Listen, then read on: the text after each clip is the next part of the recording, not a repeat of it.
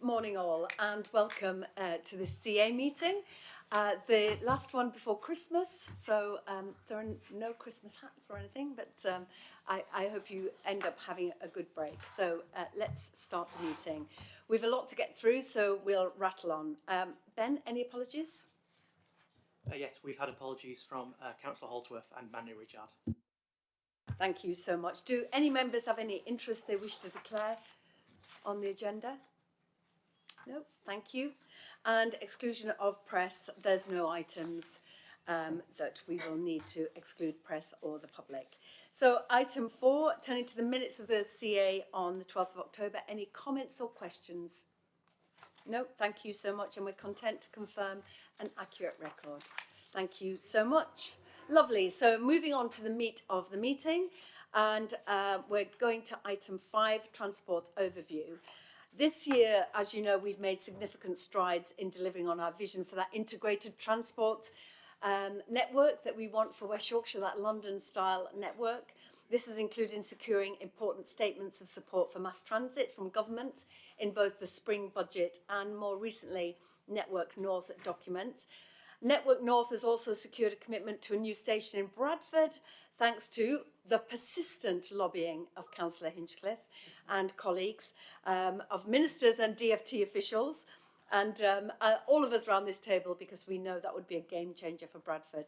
We've progressed our assessment of bus reform options that are now out to consultation. I'll be making the decision next year on franchising, and we've delivered a wide range of schemes on the ground, helping more and more people take up travel alternatives in their post-COVID lives. So really timely to read this report as we consider a busy year ahead of us, and we set out our future plans through consultation on the new local transport plan in 2024. So if I may, pass over to Councillor Hinchcliffe as Chair of the Transport Committee to talk to the paper, and then hand over to Simon Warburton, our Chief Executive Director for Transport. Not a Chief, our Executive Director. Thank you. Councillor Hinchcliffe. Thank you very much, Mayor. So it's great to see all this work actually in one place, and because we go from one meeting to the next, approving things, pushing things forward, but just having time to pause and reflect on everything that's happened last year just shows really how much actually has happened, and that is great to see. Transport is just such a key driver of economic growth, and the fact that our transport has not been good enough over the last 100 years probably actually has held back our region in becoming more productive and getting more jobs, more high quality jobs. And I do feel, the country talks a lot about growth at the moment. We've got the right ingredients for success here, and having this investment will really propel us forward when we're looking to create growth and jobs. So I've got a few things to say at the end of that, but as a prelude, Simon, do you want to just go through the paper, then I'll just come back in at the end? Thank you. Thank you very much. Yeah, we felt it was important picking up on exactly the points that have been made, just to bring together the programme that has been delivered through the year, actually principally to highlight the step change again that we will take ourselves through as we look ahead to 2024. So as I've highlighted in the paper, we will move next year into a capital programme for 2024-2025, which will be at least a 50% step up on the level of capital programme delivery that we will have achieved through this year. And there is intensive work underway at the moment with colleagues across all 5 authorities and also departments within the combined authority to ensure that we have both the right capability and capacity in place to maintain that progress, and that also our assurance framework is in the right position to enable the Transport Committee and the combined authority to be able to take timely decisions throughout that busy year. In February of next year, we anticipate bringing forward for your consideration and approval the strategic outline case for phase 1 of the mass transit programme, and that will then trigger a significant year of activity from the summer onwards in beginning to consult the public on the options that we've identified for our priority corridors, with a very clear focus on us being ready to draw down the indicative capital, which has now been set out for the periods CRSTS2 and CRSTS3. And of course, Mayor, in March of next year, we will be bringing forward the conclusion of the consultation, which has just a month today left around the bus reform assessment, and depending on the outcome of that consultation, it may well be then that there is again a significant step change in our activity in preparing for whichever new model of bus reform we look to take forward, drawing on the very firm conclusion that I heard around this table when we brought the assessment forward, that certainly doing nothing is not an option. So we start from a strong base, but the job ahead will only be more challenging, and I think we're very much looking forward to it. Thank you, Simon. So I'm particularly excited about the mass transit opportunity. It's something we've wanted for some time. We now see, a timeline for delivering it. We see money coming from government to be able to accelerate that progress, and actually, consulting about what it means for West Yorkshire, and that's great. So we can get that achieved. I mean, that's a huge legacy project that is really going to transform our economy. Also, you mentioned, Mayor, earlier about the city centre station in Bradford. I'm really, delighted about that, and we're working, hand in glove with government, with Hugh Merriman, who's been very supportive as Rail Minister, to really make sure that those plans are ready for a business case next year to government and get that propelled forward. A couple of things in the paper as well, talk about the assurance framework, which is very robust. But we also need to make sure it's fit for purpose for the different levels of investment, and I think there is probably further work to be done on that in the year to make sure that it is proportionate with the scale of the project. And Active Travel England, people have heard me talk about Active Travel England before.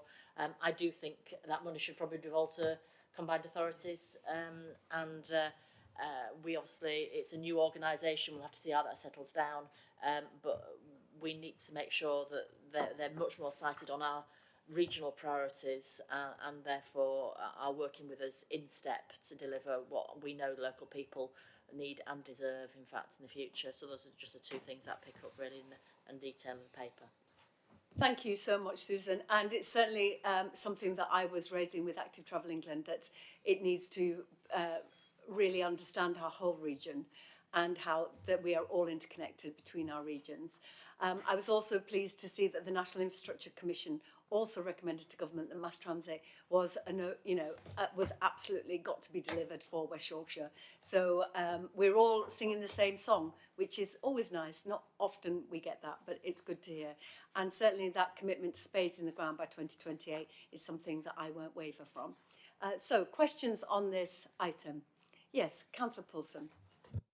Thank you, Mayor. Thank you for the paper. I have to say, I agree, it was a very useful time to bring sort of a snapshot summary of where we are, because I think we've had an unprecedented amount of funding coming in from government for a wide range of short, medium and long-term transport projects. The Bradford station is very, very dear to mine and Susan's heart on this one, so we will both keep pushing that one forward. Make no problem with that one. Just some clarity really, the capital programme has things delivered, and then there's the active travel programme. The Steeton and Silsden Park and Ride sits within the capital programme in the report. We've got the active travel, which I presume it comes under the bridge to get to the station at Steeton and Silsden. So is that one likely to, is there any update on that one, or can you give me one sort of later on, maybe Melanie's area? That would be useful to know, because I think that's key. We've got the great new park and ride at the station, but yeah, they need to be a bit joined up here. Thanks. Melanie. Yes, thank you. The scheme for the bridge is actually in the CRSTS programme, so it's in there, but at the moment the allocation that we have is insufficient to fund the scheme. So we're just looking at options now with the council and looking at how we might take something forward there. But yes, it is in one of the programmes. Thank you. Any further comments? No, happy to note the progression achieved against our transport priorities, and that the Combined Authority notes and comments on the priorities and approaches set out to deliver that step change in output in 2024. All happy to agree. Good stuff. Thank you so much. Moving on to the Fair Work Charter, and an absolute privilege to launch our Fair Work Charter last month at the University of Bradford. It's only taken 2 years, but we were determined to get it right. We've had more than 40 early adopters even before the launch, and so thank you to those businesses that have decided that this is a great movement to be part of. And also thank you to our local authority partners who've also stepped up to the Fair Work Charter. And it was really an amazing celebration of progressive employers in the region committed to providing good and fair work, and a call to action for others. And improving the quality of work not only has benefits to individual employees, but to the overall business too, helping drive improvements in output and productivity, and also in retention. And it is the churn of workforce that often costs businesses far too much. So to retain staff is also an added bonus. This was developed in close contact with and support of employee representative bodies and the trade union movement. And really pleased we're continuing to work in partnership with the TUC to help us move forward to the next phase, engaging businesses and workers with the Charter. So I'm going to pass over to Councillor James Lewis as Chair of the Business, Economy and Innovation Committee, and then handing over to Felix Kumiampofo, our Director for Inclusive Economy, to talk about the wider implications. And then Alan Rees, our Chief Operating Officer, is going to talk about how we're leading the way on this as a CA. So it's a three-pronged approach. So Councillor Lewis. Thank you, Mayor. I don't have much more to add beyond your introduction on this. And I think it's certainly a great piece of work. And I think the positive thing is the number of people that are signing up to, the number of employers that are signing up to the principles of the Fair Work Charter, doing it voluntarily and recognising this isn't something that's been imposed from here, but something that people want to be part of because they recognise it as an important part of attracting and retaining staff.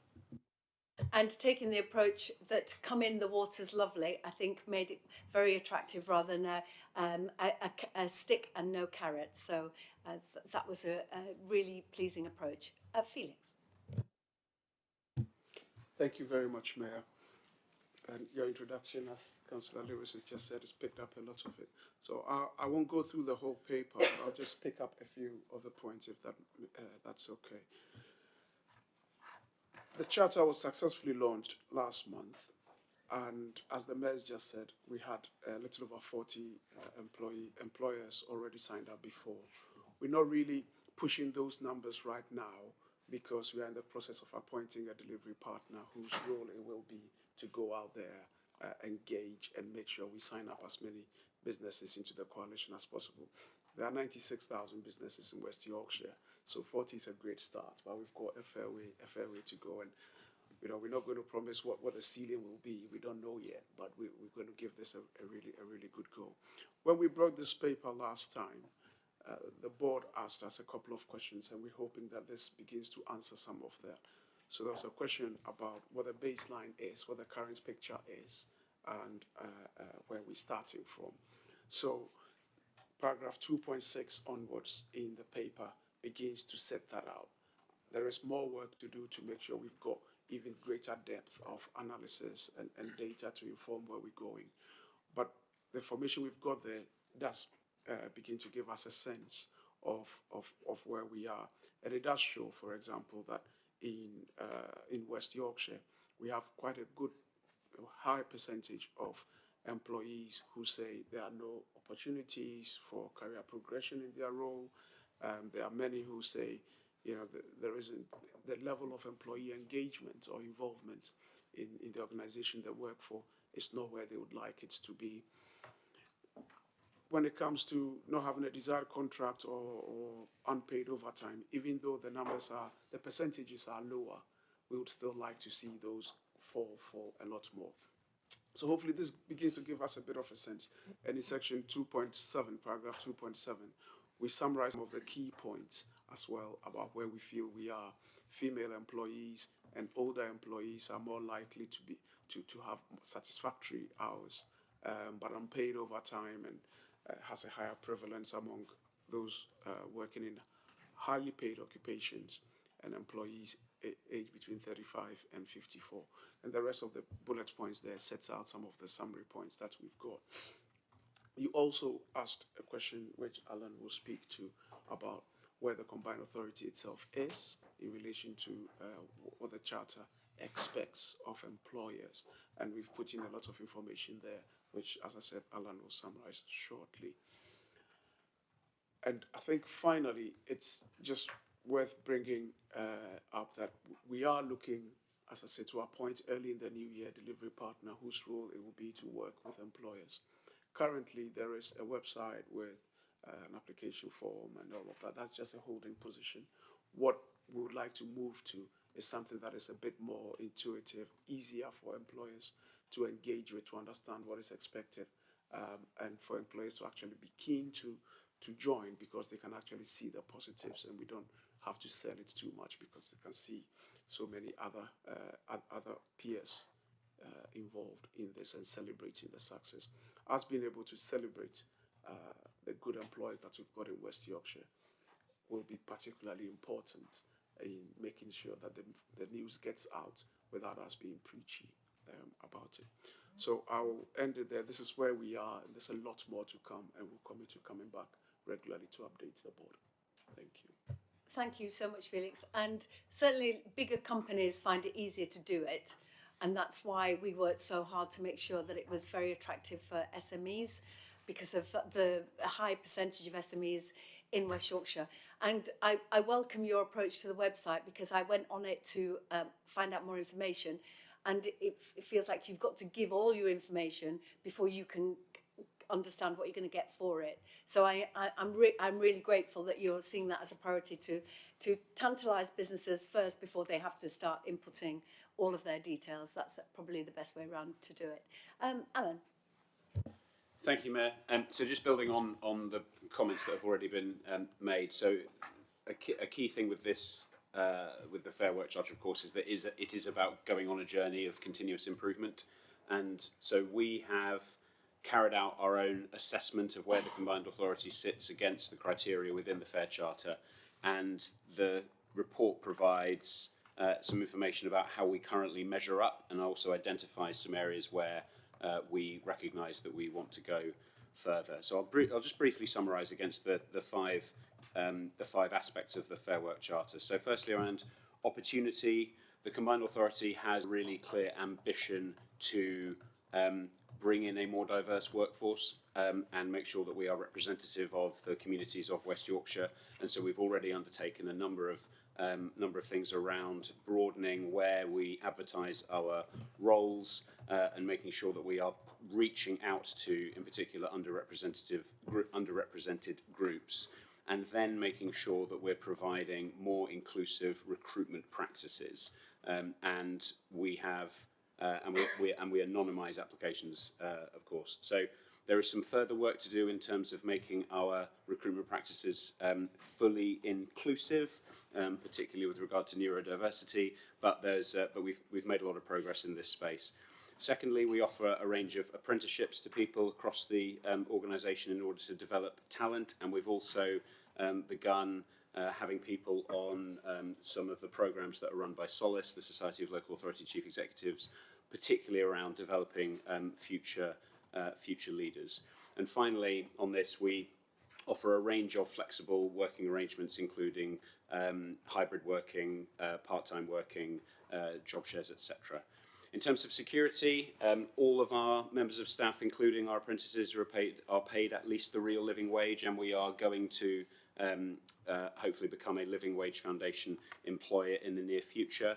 We also monitor our ethnicity and gender pay gaps, and when we publish those on an annual basis with associated action plans, and the next round of those is going to be coming forward to the Finance, Resources and Corporate Committee in the new year. I can happily say that we have secure contracts and conditions with no 0 hours contracts. In terms of well-being, we absolutely recognise the value of ensuring that there's good physical and mental well-being for people across the organisation, and we have a range of services that are in place, including, of course, swiftly making reasonable adjustments for people in the organisation and ensuring that we have mental health first aiders in the organisation as well. And we make sure that we're able to signpost colleagues to a range of other support services.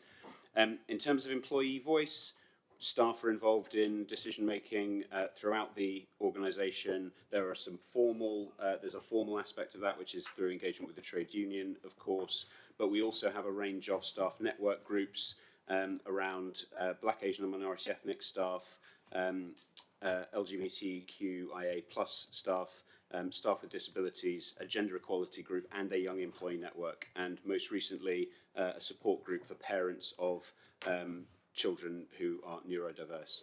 So we have a range of engagement opportunities that we've created that enable staff to put forward their views as to how we can become an even more inclusive, better organisation. And then finally, in terms of fulfilment, we identify learning and development requirements every year. We have all the kind of performance management, objective setting, learning and development plan processes that you would expect. There are some areas of improvement here. So, for instance, one of the areas of the Fair Work Charter is around leadership and management training. We think there's some further development to do on that to ensure that we're supporting everybody in the organisation to be who is in a management position or wants to be in a management position to fulfil that role as effectively as they can. So that's a summary. That I suggest that at some point in the future we bring back a further note on progress, as Felix was saying. We are confident we match up pretty well against the vast majority of the content of the Fair Work Charter, whilst noting there are always some areas that we can improve. Thank you so much. And of course, as the Police and Crime Commissioner, we're also working closely with the police to make sure that we have good outcomes with the Fair Work Charter across all of our organisation. So thank you so much for that. And we are on a mission to be the best mayoral combined authority in the country. So this is taking us on that journey. Thank you so much. Any comments on the Fair Work Charter? Yes, Councillor Paulson. Thank you, Mayor. Just out of interest, of the 43 businesses, are they a mixture of sort of SME and larger employers? Obviously, 5 of them will be the local authorities and then the combined authority. But is it a mixture, or is it just major employers at this stage? And also, can I put forward for the recommendation that this comes back to the board after the 1-year review, just to give us an update paper? I think that would be useful for all members. That's a great suggestion. Thank you, Rebecca. We'll definitely do that. And regarding the SMEs and the variety of businesses, Felix? Yes, we do have quite a good mix right now. We're happy to share the list or more information. There are a number of SMEs. There's also quite a good spread in terms of sectors. So there are some professional services, organizations, legal firms, etc. There are also the chambers, the TUC. So it's quite a mix.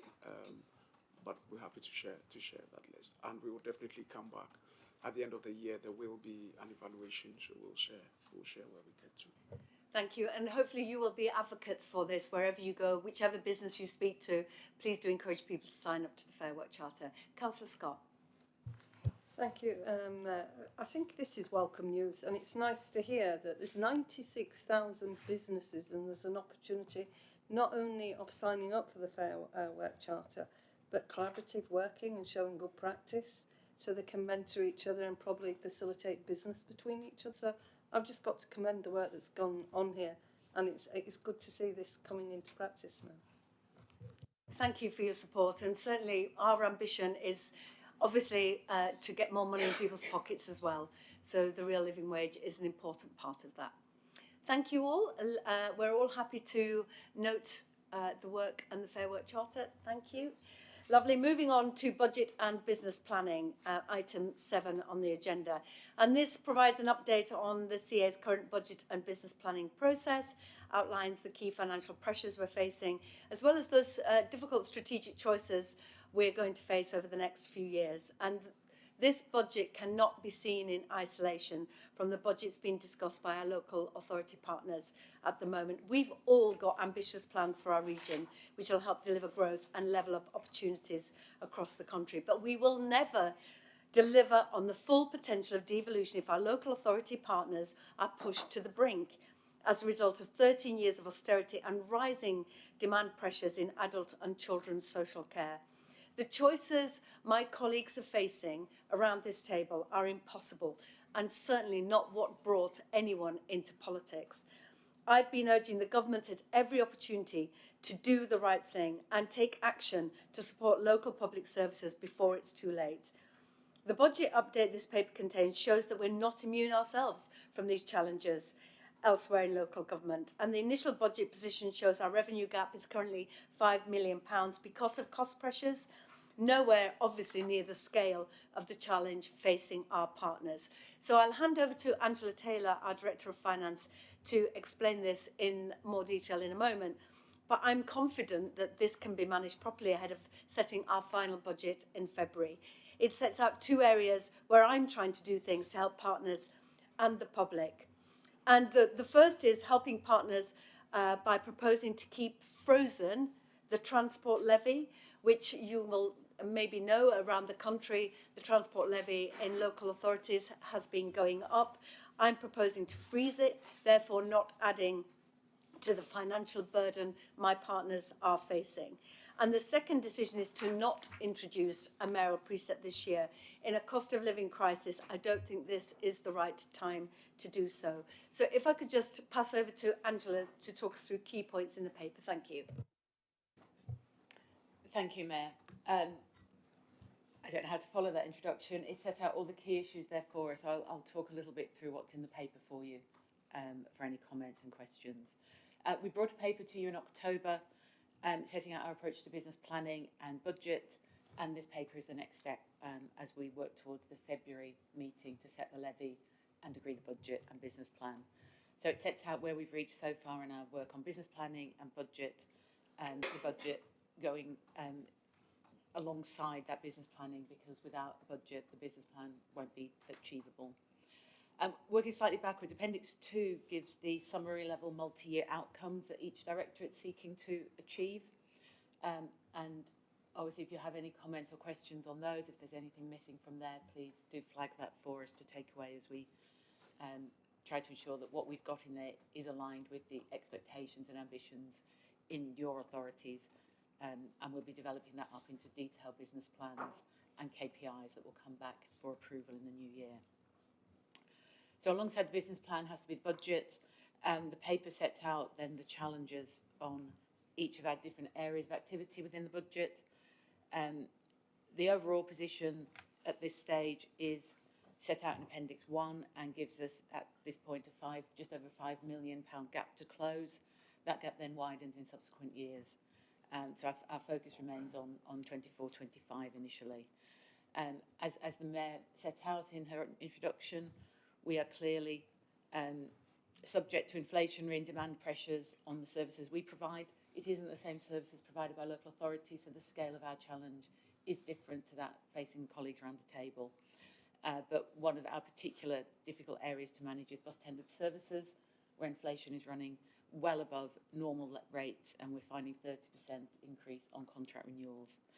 We have set out in the paper, as the Mayor referenced, that our starting point is that we continue a levy freeze despite those pressures, and that's in recognition of the challenges everyone is facing today. Other CAs are proposing increases, 2 or 3%, building on other increases. So we are currently a little adrift of where our partners are, but we are doing our best to manage that. We're working through the pressures on the tendered services that we provide, and looking how we can try and maintain the existing network despite the increases by a combination of reviewing what we have and the funding that we have got. So we set a transport reserve up last year, and we're seeking to use that this year and next to carry through the managing the cost of tendered service network. Also looking at how our BSIP money can help support or supplement that. We're also working on the capital programme. Members may recall papers previously where we've had to consider our main programmes and adjust the delivery of project, pause some, take some out in order to contain the high rates of inflation being seen on projects that are being delivered across all our partner authorities. In order to try and fund that capital programme, we are looking at applying the interest income that we've earned on our cash balances. That will help narrow the gap, but it will not close that gap between the funding we have and the inflationary impact on those capital programmes. So over the next 2 months, we'll continue to scrutinise the budget line by line and the assumptions underpinning it, seek to bring that budget gap down. We'll be bringing the Treasury Management Strategy and the Reserve Strategy to Governance and Audit Committee in January, and there'll be a full update to the Finance Resources and Corporate Committee in January ahead of the February meeting. Obviously also happy to provide briefings between now and then as members would like. Happy to take any comments or questions and hand back to you, Mayor. Thank you. Thank you, and I would encourage members to take up the offer of, as well, of briefings, because obviously it's hard to disseminate from papers sometimes the true scale of the challenge. So please do reach out to Angela if there's any questions or concerns. Any questions from our colleagues? No? Yes, Councillor Hinchcliffe. And thank you, Mayor, for also championing local authority funding as well. It's a very difficult time. I think all local authorities across the country are really struggling financially. This paper obviously sets out obviously quite a few things that are happening in the market of the combined authorities as well. Obviously there's no decisions to be made on this paper today. This is just for noting, isn't it? Is my understanding. So there's still, obviously, we're still in a state of flux. There was a briefing call this morning with the local government minister, which we're still digesting. So this is very much watch this space, isn't it? We live in very uncertain times, and that's part of the issue, actually, that we don't have certainty about our funding in the future, and makes it very difficult for long-term planning. And of course, the combined authority is all about long-term, isn't it, and long-term change. So welcome the paper, but obviously more work to do. Thank you. Thank you so much. So we're happy to consider the key business planning outcomes proposed, and that we consider the budget pressures and challenges. Happy to do that, thank you. Just on this item, I'd also like to mention that this landscape could change going forward. Obviously there could be a general election, and that could change over the next 2-3 years, but also the work that we've done as a CA, leading the charge, working with DLUC for level 4. I'd like to thank Ben and colleagues for really working incredibly hard when the feedback was that number 10 didn't necessarily want to sign it off before the autumn statement, that we got that framework for level 4 over the line, and it will hopefully mean that whilst we have a process to go through, that there will be further stabilisation of funding from DLUC and around transport, which will give us that opportunity, as Councillor Hinchcliffe said, for the long-term planning, rather than those beauty contests and the bidding wars that we've seen previously that have wasted so much money from councils and ourselves in submitting bids that are then unsuccessful. But I wonder, Ben, could you just give us a thumbnail about where we're at and the next steps? Thank you. Thank you, Mayor. Yes, that's right. So as the Mayor has said, kind of tucked into the autumn statement was some additional elements of devolution, additional options that those places that already have mayors or are moving towards them can seek to apply to government for some additional devolution responsibilities or elements.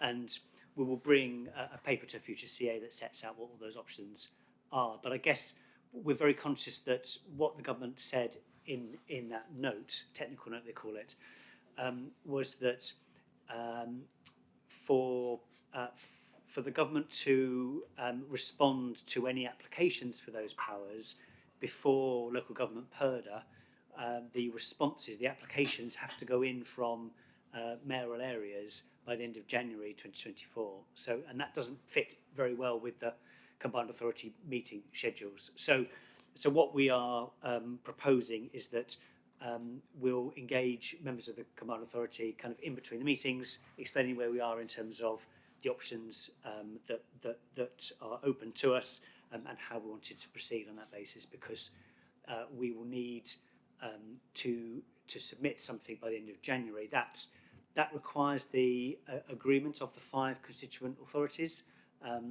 and the obvious meeting through which to do that, because there isn't a Combined Authority meeting in January, would be the Finance and Resources Committee, which does meet in January. So we could use that as a potential signing off point for any application to government. And as the Mayor says, there are a variety of things within that framework that are potentially of great interest to us, particularly additional freedoms around single settlements with individual government departments, allowing within boundaries the flexing and the movement of funding between different programmes, which is something that we've been seeking for a while, and also for those places that have level 4 accountabilities, the ability to move away from competitions towards receiving allocations. So now we'll need to consider the pros and cons of some of these, and there's lots of other measures in the framework as well. But the purpose here was to get it on the record that this is of interest to members and to the Combined Authority, and suggest that we then deal with this by correspondence between now and the next meeting, Mayor. Thank you. Thank you. And members will know that my ambition for us is to have that single settlement, that trailblazer deal that you've seen in Greater Manchester and the West Midlands, and this is a bridge to that. I don't think we would have been able to get to that point without this work that's been done to give us that framework of what that actually looks like. So thank you again. As Ben says, we will keep you updated with more information going forward, but I think it is a good step. And I'd also like to thank Michael Gove actually for leading the charge on this in number 10 and around the Cabinet. So more to come. So thank you. Thank you for that, Ben, just to get that on record. Super. So moving on to the approvals and item 8A.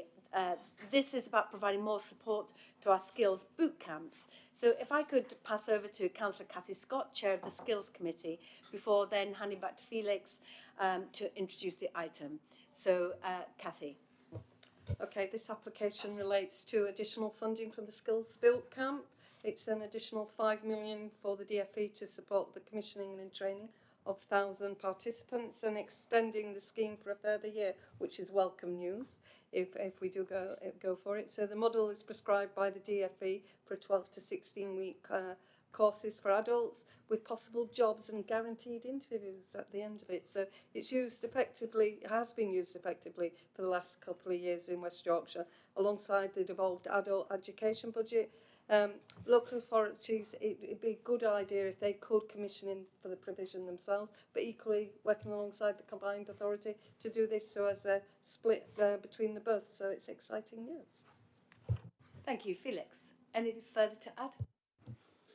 Thank you very much, Mayor. Not a lot to add. I suppose just to note in here, this is the 5th wave, £5 million to date. If we approve this, then I think we would have had about 12 million pounds from this. Our Chief Executive Ben has just talked about level 4 devolution, and depending on where that goes, part of what is being proposed is that we get greater flexibility around funding pots of this nature. So no doubt there will be more to talk about in this regard in the future.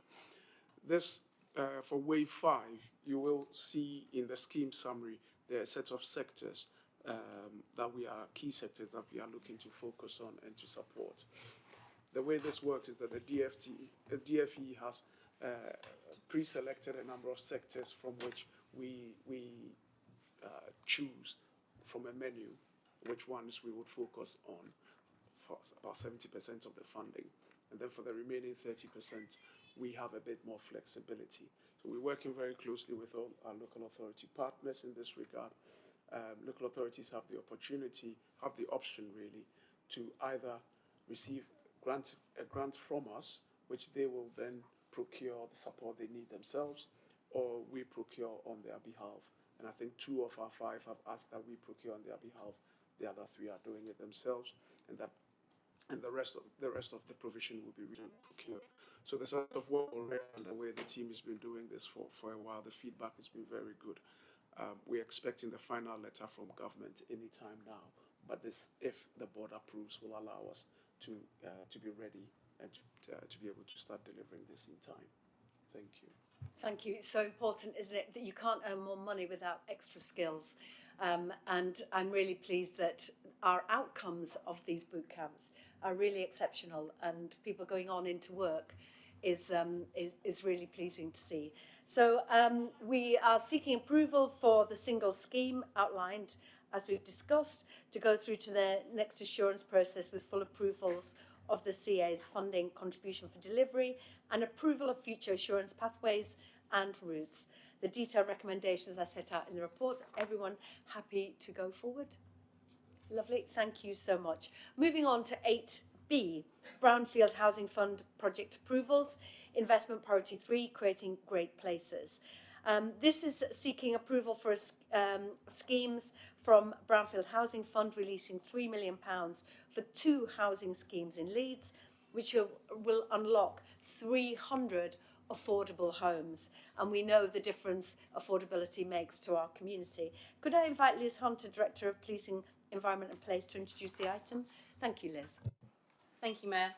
So yeah, there are 2 schemes which I'll go through in a moment, and then a couple of tolerances that we would ask for you to enable us to change, please. So the first scheme in your papers is in Seacroft and Gipton. And as you have said, Mayor, this is about 88 new homes for affordable rent across a number of sites in that area. And our funding of 1.76 million unlocks the approach for Leeds to be able to take that forward. And I'm really pleased actually with this one that there's a no gas approach. So we are really, I know Leeds are really striving for the sustainability measures through this one. And then the second one is it's Saxton Lane. And again, it's for 100% affordable housing and 204 homes in total, again with EPC standards at least B, and 100% electric, which is great to see. And this is being delivered by the Wakefield District Housing Association, so one of our registered providers. And then also in the paper, as I mentioned, there are 4 schemes that we would like to change the tolerances on, so in terms of the dates. But just to reassure colleagues that we still expect them to come in within the programme, it's just not within the project timeframes that we'd originally set out. So they're the recommendations to the committee today. Thank you, Mayor. Thank you so much. Any comments on the schemes? No? Good. So can we approve the 2 schemes, Seacroft and Gipton and Saxton Lane, to progress through the assurance process with full approval of the CA funding contribution of delivery and approval of future assurance pathways and routes?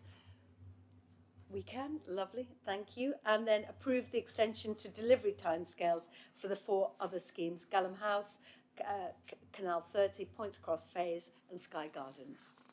Yep, lovely. Thank you so much. Okay, moving on to a very exciting item on the agenda, the Better Homes Hub project approvals, 8C.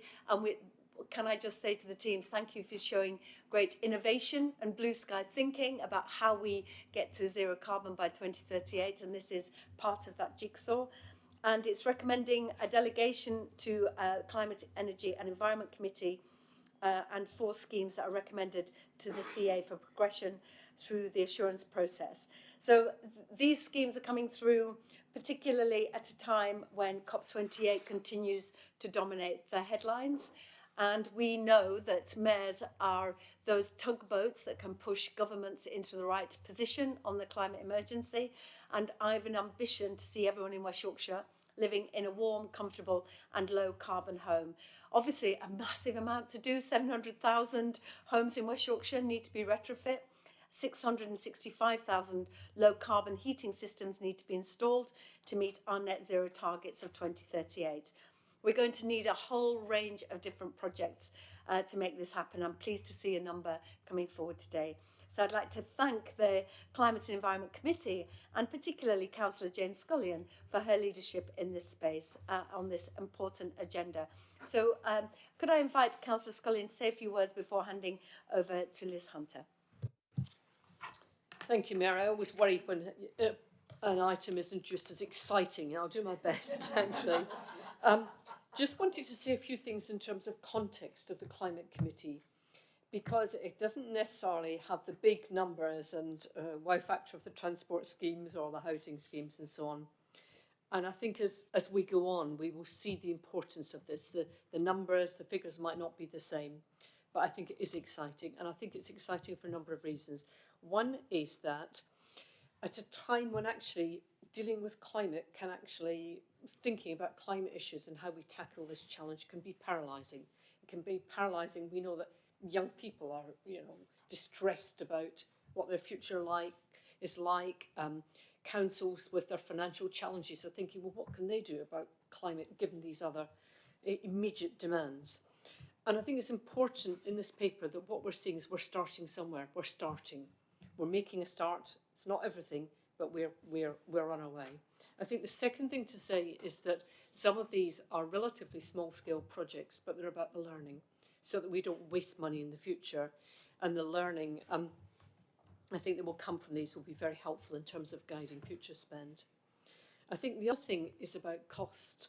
And you'll see threaded through these projects that are coming before you today, it's very much about tenure, multi-tenure is one of the key things. It's not just about people in social housing, it's about all kinds of tenure of households in terms of saving, in terms of dealing with fuel poverty. It isn't just people in social housing who are experiencing fuel poverty at the moment. So giving them savings on their fuel bills, absolutely important to understand how we do that. I think the other thing is scale. We're learning from this, from these different projects. How do we scale up to meet this massive challenge, really? So that's the context of these particular projects. And Mayor, if I could possibly just have a little parochial bit in terms of just talking about one of the projects, which is the Phase 1 Calderdale project. And I really like it, and I think you will like it too, because it's basically looking at a typical terrace street. And I think the street is important because it means that neighbours go, oh, have you had your loft insulated and your underfloor sorted and, all these things. Actually, the power of the narrative about this is possible in a typical old, cold stone terrace house in West Yorkshire. So being street-based is really important. And the other thing is fabric first. It's the fabric of the building that we're working on first. Not putting in more expensive, at this stage, heat pumps and so on, but actually getting those houses, the fabric of those houses, as sound as we possibly can. So I think it's particularly exciting from that point of view. And you will see in the papers, the BCR that we always look at is low for some of these. Make no apologies for that, actually. It's about starting somewhere. It's about making sure we learn from those and making sure that the future projects are future-proofed in terms of cost-benefit ratio. Thank you, Mayor. Thank you so much. And I do appreciate what you're saying about fabric first, and that sometimes the disruption of a ground source heat pump is just too much for some families. And looking at insulation in the first instance is getting people interested in lowering their bills, which can make it very attractive. So, Liz, over to yourself. Thank you.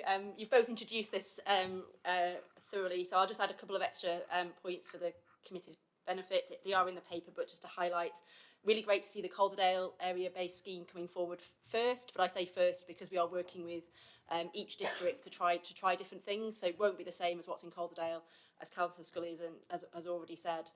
We want to try and test different things in different places, and then we can then think about how we scale them up. So don't worry, if you're not that street in Calderdale, it doesn't mean that we're not working on what next. Also in the paper, we look at a low interest domestic retrofit loan. This is something new for the combined authority, and again, as Councillor Scullion has already touted, we want to kind of learn from this. And this is about enabling kind of those people to be able to fit energy efficiency measures to their homes. We recognise this is not for everybody, so I really want to stress the points that the Mayor and Councillor Scullion has already made, that we've got a basket of measures which might be applicable to different people, and certainly at Climate Committee one of the questions was about what about those people that can't afford to take out a loan. This is not really for them. There are other things we're working on that would help to support them. We had a really great discussion at Climate Committee about the low interest loan and quite a lot of scrutiny from our members, so thank you for that, and we've adapted contracted and are working with through procurement on how we take that forward. And then the third item in this package is working with the West Yorkshire housing providers to put solar PV and storage into their homes. And again, this is hopefully a new approach with us working with providers. We already work with them through the Social Housing Decarbonisation Fund, where we are grant funding and matching them to do retrofit. This is a slightly different approach where they will be putting their own money to this as well, fitting solar PV, but then there might be a kind of return through the electricity generation to try and see if we can create something revolving so that we can spread it out across all of their housing stock rather than just the ones that we can currently afford to fund. And then also in the paper, it's been split out, but just to highlight, there's further development money as we bring forward other schemes as part of this set of approvals today. So there's quite a lot in there, but I'm happy to take questions there. Thank you. And I think all of this shows the power of partnerships as well. And I think devolution has delivered those partnerships, and that's why the West Yorkshire Housing Partnerships is so good, that we can, you know, work together and share the load to deliver at pace for the people of West Yorkshire. So particularly the solar panel programme, I think is really welcome. Any comments on any of these projects? Yes, Councillor Morley, then Councillor Hinchcliffe. Thank you, Mayor.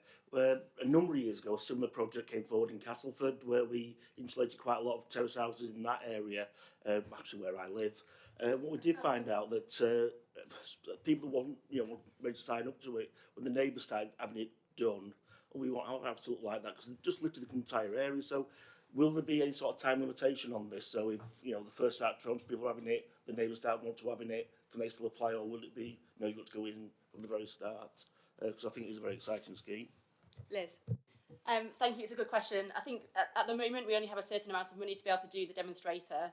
In the Calderdale specific case, we have enough money to look at that street, but we are thinking about how we can work, as mentioned, with the different tenure on the street. So if people can afford to pay, then how we can enable them to lower the cost to us, therefore, in terms of doing that. But we don't have enough, at the moment, we need to find ways and work with the private sector as well to kind of think about how we roll this out, because at the moment, I don't think there's enough public sector money generally to be able to do everywhere. So this will also help us look at the financing and funding options as well as the actual physical nature of it. So it's a really good question. I think if lots of people on the next street said, can we have ours done? That would be great, but we don't have a pathway yet to the money. But it's one we'll kind of have a think about. And one of the things we are also working on, which we've mentioned before, is this one-stop shop service. So we're hoping to have up and running kind of next year something where at least we can point people towards in terms of advice and whatnot. So even if we can't afford to kind of contribute financially, we can at least start to point them to where they can get advice and where they can think through their own ways of doing this, if that helps. Thank you. Thank you for that. And also you're dead right that we need to be encouraging those people that can afford it to be energised and to make it as easy as possible for them to go forward.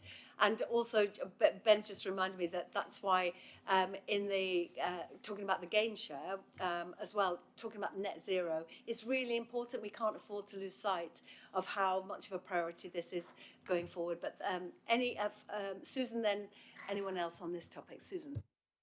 Yeah, I just Liz covered that in her last comments. Actually, what I was going to say was actually this is a really valuable project. Obviously, it needs to happen because we need to have this learning. But the other half of this is how do we scale this up financially? Because this is huge money for a small amount of houses, isn't it? As you said in your opening remarks, Mayor, this is a massive, massive programme. And I don't think government have the answer to this either, which is why they keep delaying climate emergency things, isn't it? Because actually they haven't got the money to pay for it. So I suppose, first of all, it sounds like Liz is already, you're thinking about different products for the consumer, but is there something with infrastructure banker, etc., are they thinking about those kind of, big public sector models, and are we in the conversations nationally? Because surely they're having these conversations nationally as well about how to fund this stuff. It's so valuable if you can get it done. I mean, it reduces people's bills as well. It's not just climate emergency; it's cost of living emergency. But how you achieve that, how you scale this up, is something that won't be answered by these projects, I'm afraid. I think that's a really good point. And talking to the private sector, people have the money, but they haven't quite, without support from government and leadership from government, they haven't worked out what the model is yet, which I'm hoping that we could be one of the sort of the early adopters of a model that might work. So it's work that we're looking at, and certainly the arrival of the Infrastructure Bank in Leeds, I'm hoping that some of their first projects will be working with us. So we're absolutely in that space. But Liz, do you want to come back on that? Thank you. Yeah, it's not one I don't think anybody's cracked it actually, and that's why we're going to do these projects. We are also having conversations with people like the Green Finance Institute, and they're thinking about different things and different products as well. And I also am picking up with government officials, because, for example, the Social Housing Decarbonisation Fund, which is obviously focused about social housing, but it is very competitive and a kind of stop-start nature. So I'm really hoping that this next round we're potentially in round 3 next year. I'm really hoping we might be able to have a slightly different relationship with government where we can go into a more partnership approach and be able to set out our plans and see the funding come alongside that. You want to come back on that point? So I think there's something with this project about doing some big evaluation after it in terms of, you know, lessons learned, isn't there, that we can then sort of fly the flag saying, look, this is what works, this is what you need to do. And I think you just need to plan for that.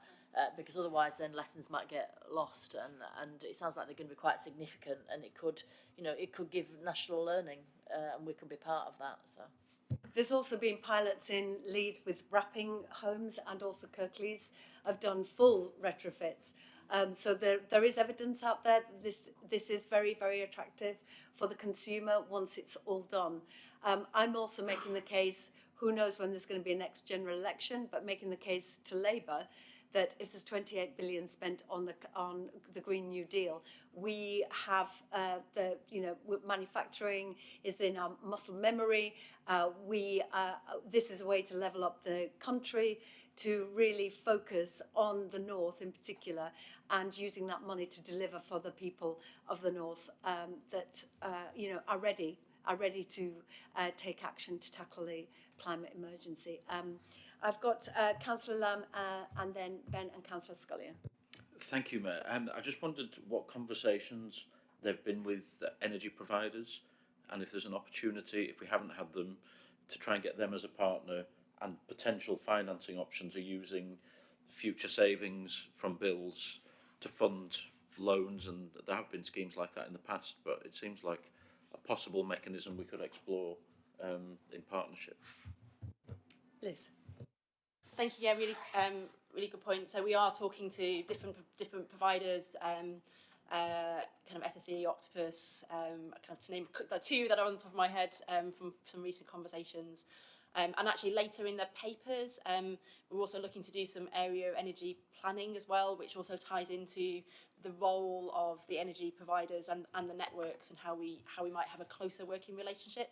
And they are also on climate committee, so it's pleasing to see that they do attend and feed in. So certainly the providers, not necessarily the suppliers. But yeah, so it's a long way of saying yes, we are. But as I think the Mayor mentioned earlier, kind of trying to crack that relationship is still one that we're not quite there with yet, I don't think. And again, not many places have cracked that in terms of there is private sector money there. It's just making sure that it can be diverted and put into the right places. Thank you. But those innovations of how to do this, we can find a way. There is a way. We've just got to, not do it how we've done it before, and take those new bold decisions. Ben, you wanted to come in on that point, and then Jen. Thank you, Matt. Just a quick follow-up point, really, to Liz's comments. But I think the importance of trying to establish a long-term programme, even at a small scale, once we've understood what the right commercial model is, and it become a kind of mainstream core activity that we do in West Yorkshire, feels to me to be really important to remove the constant stop-start, and then hence to unleash the ability of the supply chain to build the level of support and skills that we need to see this rolled out across. There are hundreds of thousands of homes across West Yorkshire that need this. So the sooner we can begin to get a programme. So I'm kind of agreeing with Councillor Hinchcliffe, but also thinking if there's a way that we can start something going, that we can then leave a government money into in due course, just to begin to mainstream and get something running. So. Yeah, we've been a mayoral combined authority for 2 years, and I know these things take a long time, but I'm very pleased that we've got to this point, because the Better Homes Hub, I think, is an innovation that is leading the way. Councillor Scullion. I just wanted to say I absolutely take the point about rigorous evaluation and research related to this. Calderdale are one of the UK 100 councils who've basically pledged to try to accelerate their commitment to activities aimed at reducing climate change. And that means we've got some extra resource nationally from them in terms of helping the evaluation. So we will be watching that Terrace Street with interest. Great stuff. Any further comments? No. So we are happy to recommend to the CA for progression through the assurance process and approval of funding the Better Homes Hub. Yes, good. And the Better Homes Hub area-based schemes, Calderdale. Sounds fantastic as well. I need to go see it. Better Homes Hub low interest domestic loans service scheme. Yeah. And the solar PV and battery storage with the West Yorkshire Housing Partnership. All good. Thank you so much. And then there's a single scheme asking for a delegation from the CA to the Climate, Energy and Environment Committee, which is the Better Neighbourhoods Programme, which is basically accepting grant money from the National Lottery to accept another 150,000 to add to our own Better Neighbourhoods funds. Yes. If we're successful. Of course, yes, if we're successful. I thought we'd won it. I feel so positive about our region. I always think we're going to win. But thank you. If we are successful, then that delegation, all happy? Yes, thank you. Okie doke. So moving on to the next item on the agenda, which is the West Yorkshire Business Board. And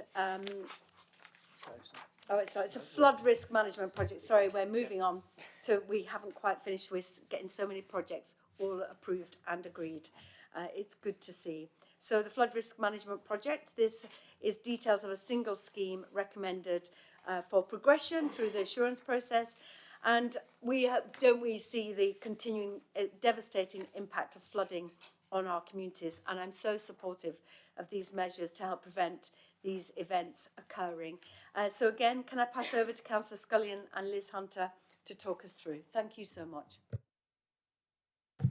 Thank you, Mayor. And people on various committees have heard me say that I should probably declare an interest whenever we speak about flooding, because I live in Calderdale and we live and breathe flooding and how we tackle it.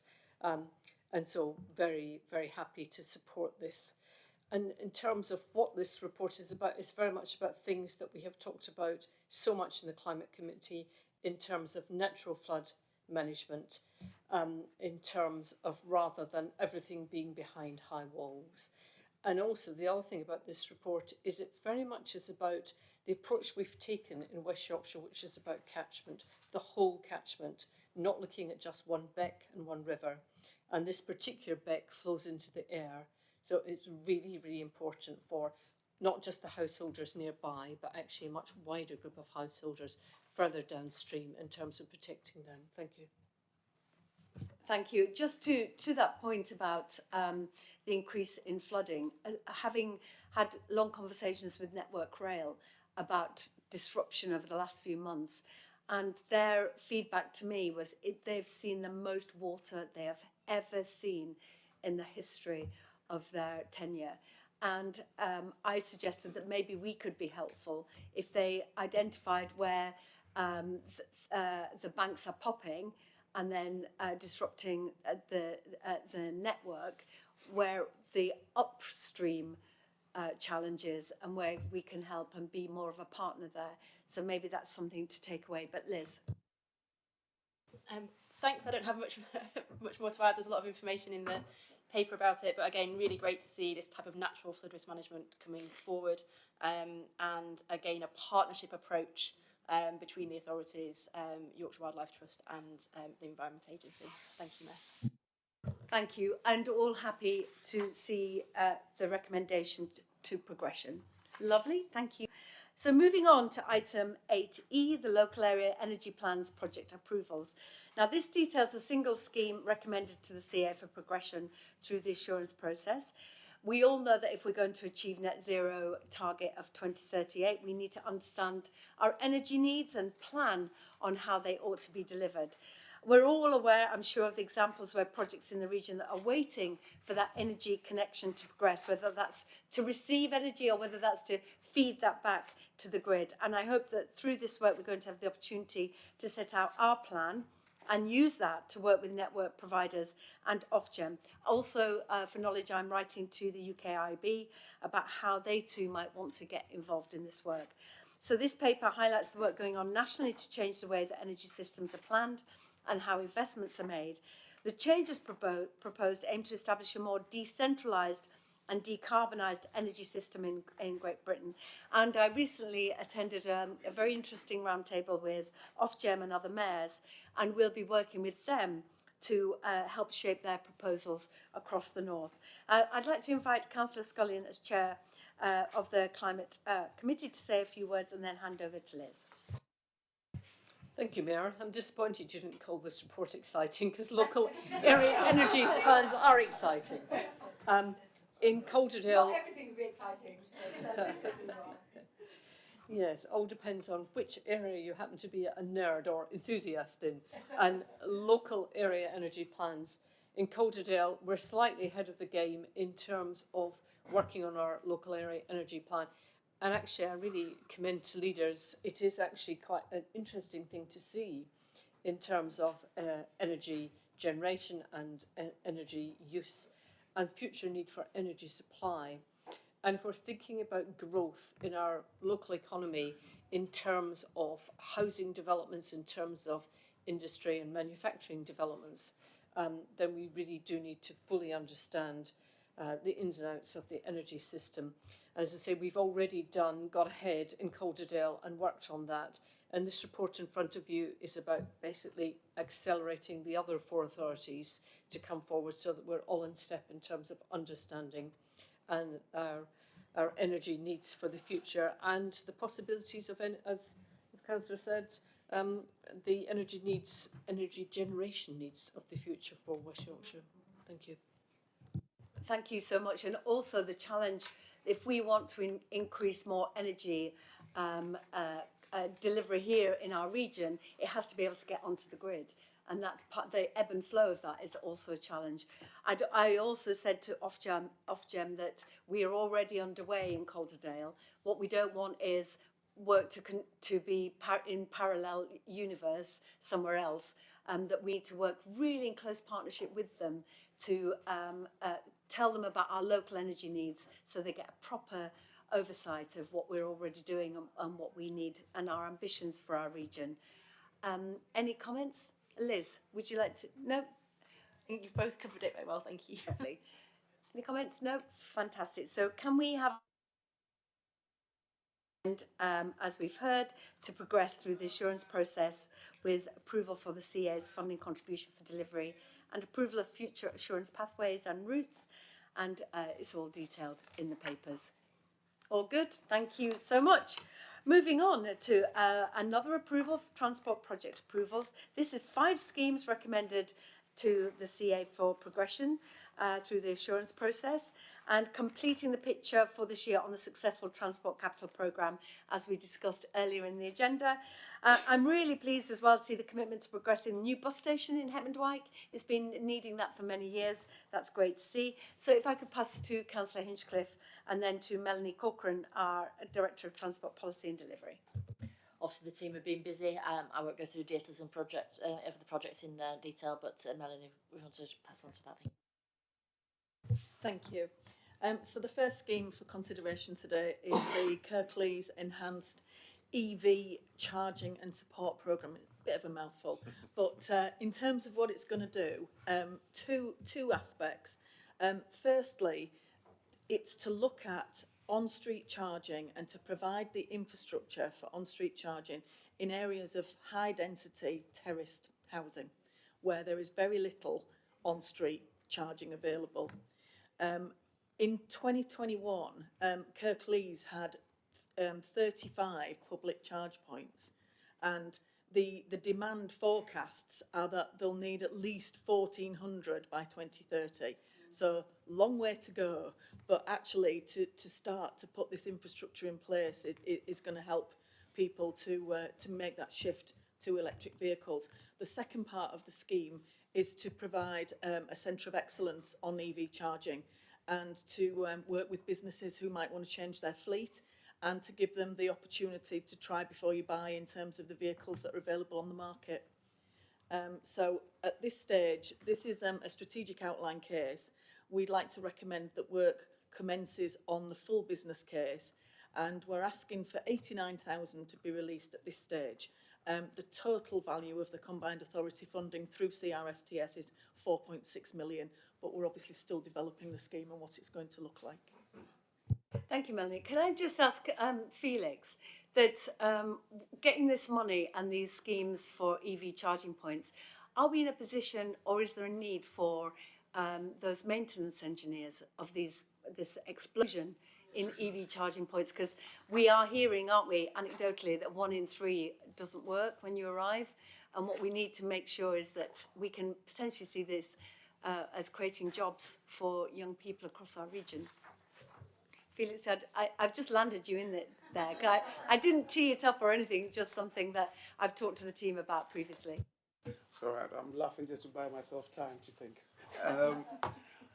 So we know that we have specific skills shortage vacancies, especially in some of the key technical skills areas. So engineering in this area is no surprise, and it's no different. It's the same in planning, it's the same in some of the other key technical areas, surveying. Some of the flexibilities that we expect to get from some of the adult skills funding that we mentioned in level 4 DEVO should allow us to go into a little bit more detail and be a bit more specific and target some of these areas a bit more. However, we already have a fair amount of flexibility, particularly with, I talked about a skills boot camp earlier on. I'm with college principals tomorrow to talk about, to have a conversation about how we're working with employers to identify some of these early enough so we can respond. So the team is on the case. It will just take us a little bit of time. Thank you so much. And Ben, you wanted to just come in on that. Sorry, it's a technical point, Melanie, but I'm just, you said £89,000 was the recommendation, so I'm not sure that tallies with what's in the final recommendations.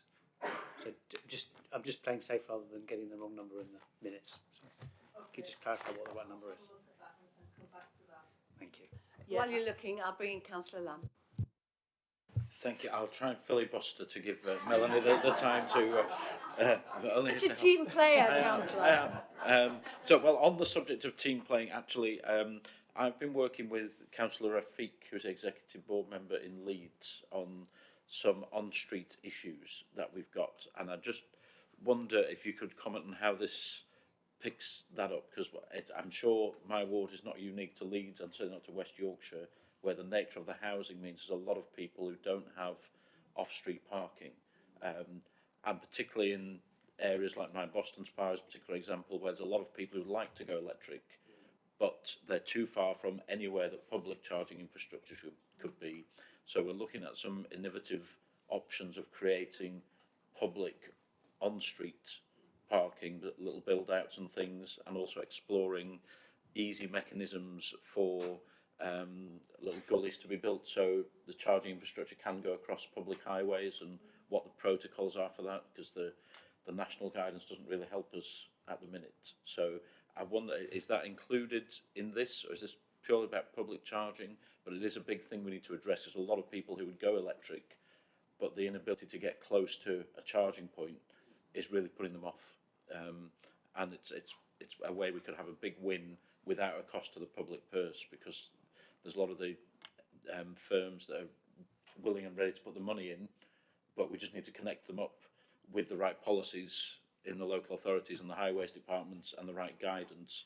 I just wonder what role there is for the authority to, for the combined authority to help with that across West Yorkshire. And hopefully that's given Melly enough time to.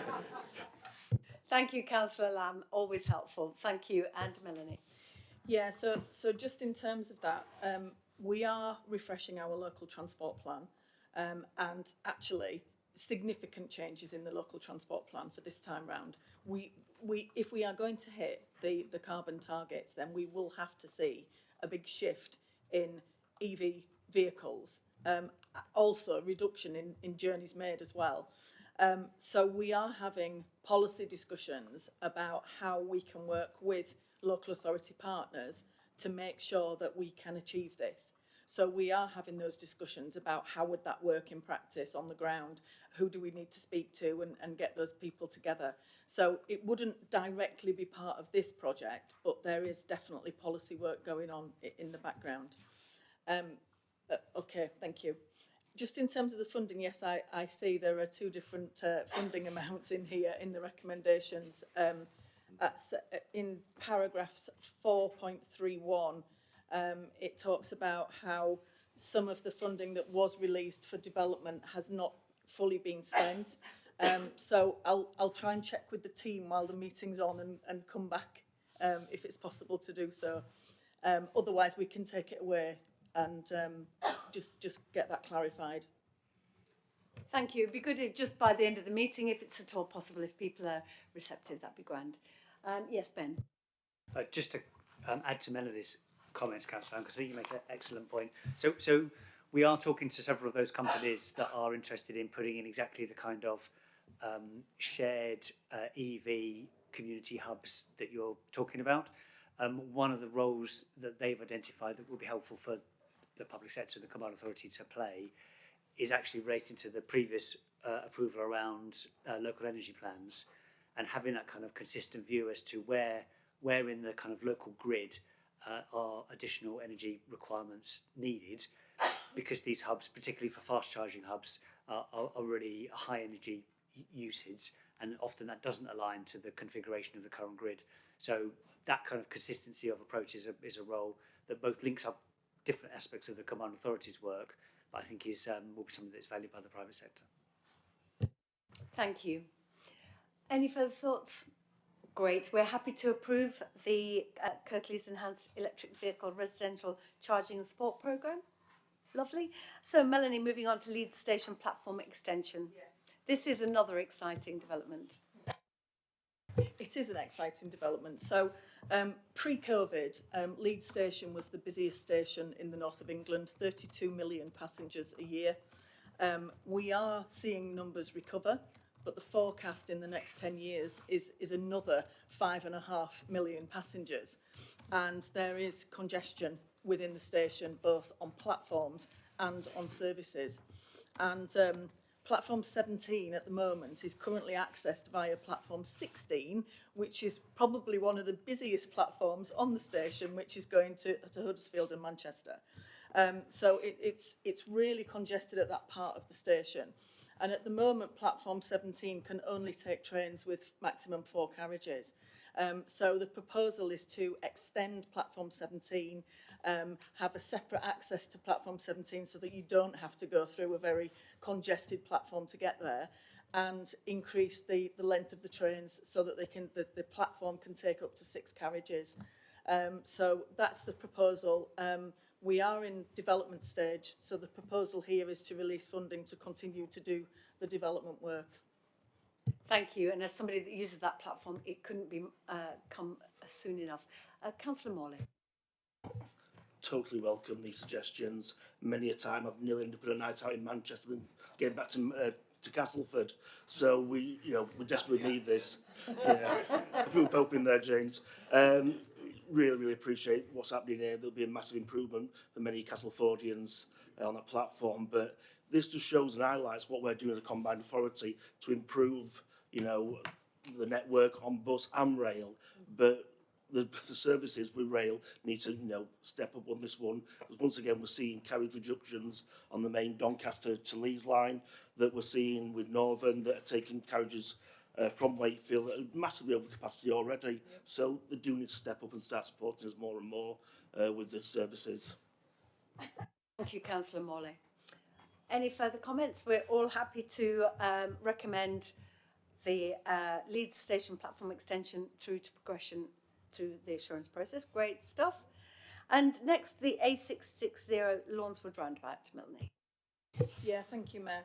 So the A660 Otley Road and the Ring Road roundabout in Leeds is the Lawnswood roundabout. So the junction is recognised as being a collision hotspot, particularly for cyclists. The scheme is looking to improve the safety by introducing signalisation at a very, very busy junction and provide signalled crossings for cyclists and people who want to walk and wheel. And it will also use technology that will prioritise buses, and at the moment there are delays for all traffic on that route, but it particularly affects the reliability of the buses, so we'd be looking to improve that as well. So at the moment this is presented to us as an outline business case. We want to move to full business case. The total scheme cost is just over 13 million. The combined authority contribution is 12.373479, and the funding that's sought at this stage is to release 964,484 to take us to the full business case stage. Thank you. Comments? Yes, Councillor Lamb. Thank you, Mayor. It's just I'm not convinced about this one.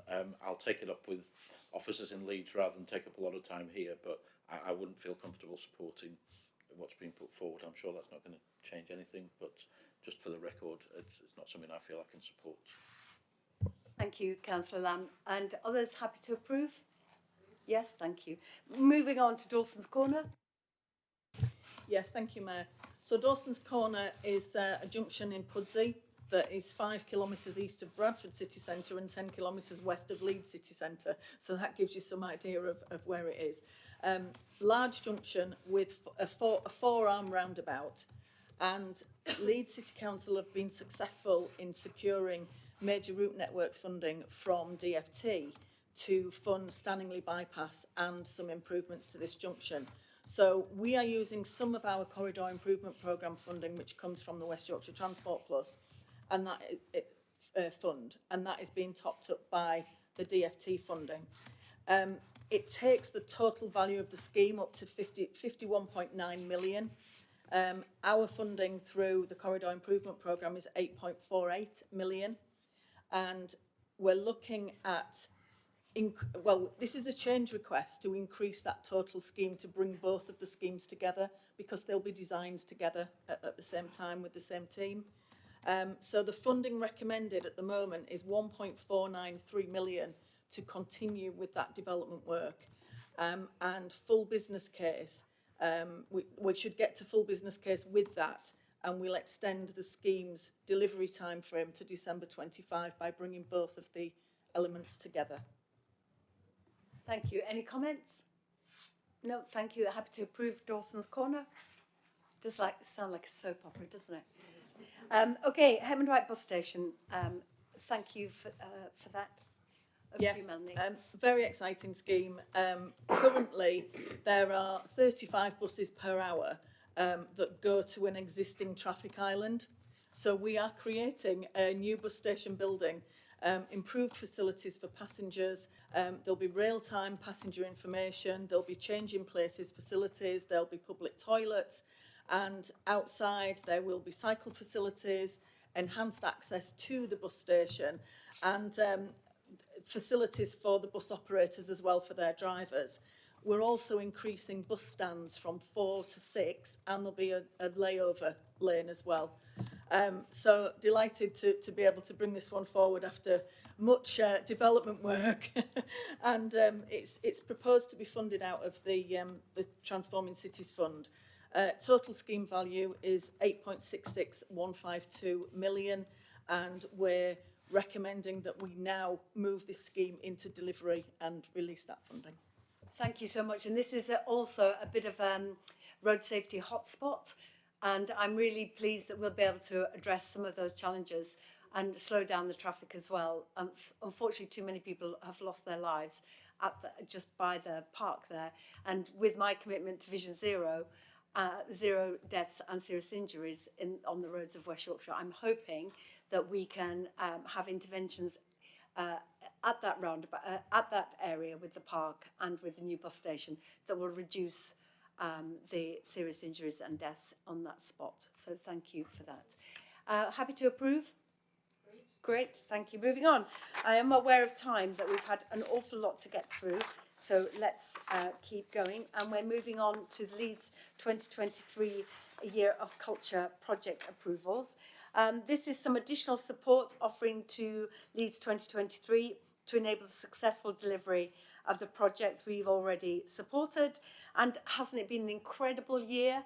And congratulations to Leeds and the team. And they delivered on the promises that they made to all of us, and we've had a really exciting year, not just in Leeds City Centre, but every ward across Leeds. And they've been entertaining, beguiling, and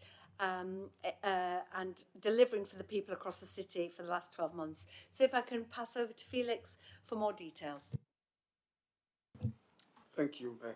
Beguiling is a very good word for it. I think there are essentially two things happening in this paper. I won't go through all the detail, right? We don't have a lot of time. The first is what the mayor's just talked about. Leeds 2023 is coming to an end, and there's a request here which has come through the usual process to enable us support at Leeds 2023 to come to a successful conclusion. The second is that the combined authority West Yorkshire was successfully securing over £500,000 from central government through something called the Create Growth Programme that allows us to reshape and expand the scope of the You Can Make It Here programme, which this board has already approved. So the changes we've made have gone through the change request process, and there's an opportunity here now for the board to approve that, so we can do more, even more than we were initially going to. Thank you very much. Thank you. Everyone happy to approve? Thank you so much, and please do not miss out on the end of Leeds. Oh God, that's a Freudian slip. Leeds 2023, because it's going to be amazing. And congratulations to Cully as well for her new role up in Scotland. As she leaves our region. So moving on to item 9, West Yorkshire Business Board. Very sad that Mandy Ridyard can't be here to talk about her new role. But this paper focuses on the transition of the LEP into the West Yorkshire Business Board and how the CA will be refreshing how it engages with the private sector across the whole of our region. I must say that having Mandy with me on the trade mission to North America was of incredible value, and her experience in not only starting an SME but scaling up an SME in the world of aerospace and in relation to her role as chair of the Space Hub Yorkshire was invaluable, and I know that every meeting we went to was enhanced by her experience. So over to you, Felix. Thank you very much, Mayor. This paper, again, tries to essentially do a couple of things. One, to update the board on where we are in the development of the business board and the wider business engagement activity. And secondly, to seek approval on a couple of proposals. On the proposals, the business board had its first meeting last week and agreed to a name change or a new name that will be referred to as the West Yorkshire. That will be referred to as the West Yorkshire Business Board. I think the music there was just to hail the new name for us. Cheering everybody up. Exactly. That will be £10 for the Lord Mayor's charity.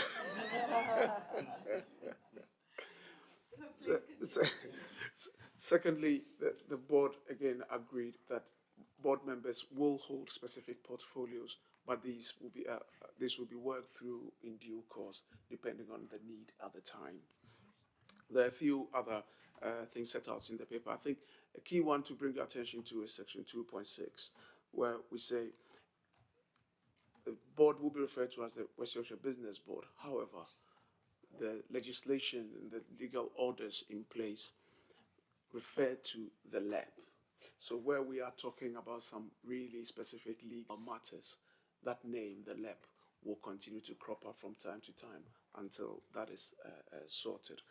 Caroline is here if anybody wants a bit more detail on the legal stuff. It's completely above my head. But essentially, that's what the paper sets out. The rest of the paper sets out the names of the business board, and then it gives us a sense of the further work that we're doing to widen our engagement and strengthen our engagement with the private sector. So we've talked about a new mayoral council. The name of it might change in due course. But essentially, it's another opportunity, a platform that we want to pull together to be able to engage with some of our key large businesses with whom we do not have a consistent and strong relationship. We're doing a bit more work, developing a framework for business engagement, which will shine a bit more light on how we can work with small businesses, micro businesses, some of the third sector as well. So in due course, we'll come back to the board to update you and hopefully seek your approval on the work that is unfolding there. Thank you. Thank you so much, Felix. Any comments? No, thank you. So the CA is happy to approve the proposed changes to the LEP and becoming the business board. Super. Moving on to item 10, committee governance and membership. This is brought to members to consider matters relating to governance, appointments and voting rights. Can I hand over to Caroline Allen to talk us through this? Yes, thank you, Mayor. There's quite a scary number of recommendations in here, but actually they're not scary in terms of context, just number. The first ones flow from the report that we've just heard previously in terms of the appointment. The first one is to note the appointment of the Mayor's Business Advisor, Mandy Ridyard, who is also Chair of the West Yorkshire Business Board. But the second recommendation is then for the CA, it's a matter for the CA to formally appoint the LEP member and the substitute onto the CA itself. So this recommendation is seeking approval to appoint Mandy Ridyard as the LEP member and also Asma Iqbal as the substitute onto the CA. So that becomes then a formal appointment. Moving on from that, the recommendations also look to appoint deputy chairs. We had a number of vacancies of deputy chairs on our thematic committees because our deputy chair appointments are taken from the LEP board. So we've had there's been a sequencing in terms of appointments of new members to the LEP board and then quite a tight turnaround to then have the discussions with the members overall in terms of those deputy chairships. There's one recommendation here at present in terms of deputy chair to the Business, Economy and Innovation Committee. We recognise that the Climate, Energy and Environment Committee in place, Regeneration and Housing Committee are still without deputy chairs. And so we appreciate that that is an issue. I think officers will continue to have those discussions with LEP board members in terms of that. And we've sought arrangements for nominations so the Business Advisory Board chair can make nominations to the CA. But it does mean any formal appointments won't. Although we could look to put some interim arrangements in place if we had nominations in terms of observer attendance with chairs' agreements. So I think there's something we can do to soften that as and when names come forward. The third thing the report does is proposes an appointment of the independent member to the Finance, Resources and Corporate Committee. Members will remember at the October CA meeting, the CA agreed that we should go out and seek an independent member. That has happened super quick. And we've been successful, and the report talks about the process. We've gone through an open recruitment process, and there is a candidate put forward here. You'll see at 10.5 in the recommendations, proposing that Jocelyn Manners-Armstrong is appointed onto FRCC for a term of 3 years. So we're hoping that the CA is happy to agree that. The following recommendation, the CA agreed a level of remuneration for that independent member at its last meeting at a rate of £250 a day on the basis of 4 days a year, which is of committee days. I suppose on reflection, it's been felt that actually for that member to be brought up to speed and have this appropriate briefing and understanding of the arrangements, the budget and the organisation, we would want them to participate for more than those 4 days. So you'll see at 10.6 we are now proposing that that is extended to 10 days at a total cost of £2,500. The recommendations that follow from that, from 10.7 to 10.10, relate to seeking confirmation for voting rights for the LEP member and substitute when they're attending any meeting of the CA, subject to the exceptions there at 10.7 about budget and levy and the local transport plan. That is consistent with our approach that we've taken in previous years, and also that the co-opted deputy chairs have voting rights and the independent member on FRCC equally has those voting rights. Finally, two further slightly additional points that the report covers. 10.11 and paragraph 218 of the report sets out some changes from nominations onto our committees from partner councils, which have been exercised under my delegated authority, and then one that was here timely for the CA in terms of Kirklees Council and for the CA to approve. Finally, at 10.13, minor tweak to the Members' Code of Conduct, which is only updating and clarification in terms of naming, but because it's the Members' Code of Conduct, it needs to come here, so we're seeking approval for that as well. Thank you, Mayor. Thank you. Any comments on any of those changes? Yes, Councillor Hinchcliffe. Just a technical thing, really. With the difference in, I mean, I'm not quibbling the amount that they're getting, so I'm really grateful that we seem to have got a very good candidate who's, so I'm not quibbling. I'm just wondering, does that have to go to the IRP, or is it all right for us to set it as a committee? It is okay for the committee to set it, yes. Good stuff. All happy to agree all of those recommendations. Great, thank you so much. Moving on to, before we go to the next minutes of information, I'm going to come back to Melanie. Do we have our rogue number? Yes, I do. Thank you, Mayor. So just to go back to item 8F, and it was the Kirklees EV scheme. So the recommendations as set out in paragraph 4.45 requesting an additional 7,000 are correct. The recommendations section is as set out. Unfortunately, there was a wrong figure that was put in the summary table of 89,000, which is, I believe, what was spent to date. And actually, the recommendations are asking for another 7,000 to be released to take the development cost to 117,000. So apologies for that misunderstanding. Thank you, and thank you to the team for reacting so swiftly remotely. So thank you.